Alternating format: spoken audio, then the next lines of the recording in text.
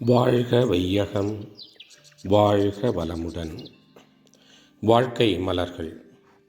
நால்வோர் நற்சிந்தனை. ஜூன் 27. தலைப்பு: அத்வைதம், துவைதம். நீங்கள் கடையில் தேங்காய் வாங்குகிறீர்கள். தேங்காய்க்குள் தண்ணீர் இருக்கிறது. நீங்கள் ஒரு எலுமிச்சம்பழம் வாங்குகிறீர்கள். அதற்குள்ளும் நீர் இருக்கிறது. அதை ஜூஸ் என்கிறோம். இதேபோல எந்த இடத்தில் நீர் இருந்தாலும் அது நமக்கு தேவைப்படுவதற்காகவே உள்ளது. சில இலைகளில் கூட நீர் இருக்கிறது. கசக்கி பிழிந்து அதை உபயோகப்படுத்துகிறோம்.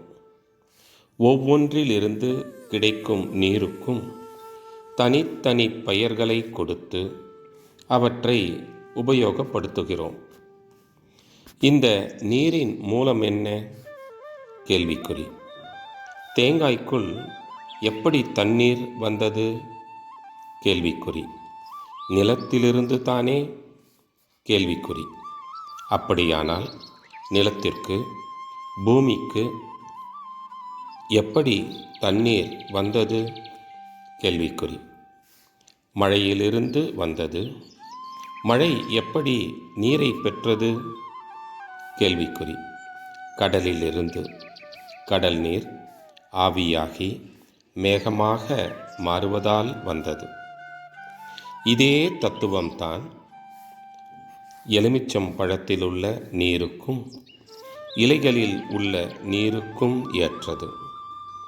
தேங்காய்க்குள்ளும் எலுமிச்சம் பழத்திற்குள்ளும் இலைகளுக்குள்ளும் எல்லாவற்றிலும் கடல் நீரைத்தானே காண்கிறோம்? கேள்விக்குறி. இதுதான் அத்வைதம். பரிணாம வளர்ச்சியில் ஏற்படும் மாற்றங்களையெல்லாம் மறந்து விடாமல் மூலத்தை பார்க்க வேண்டும். அருட்தந்தை. வாழ்க வளமுடன்.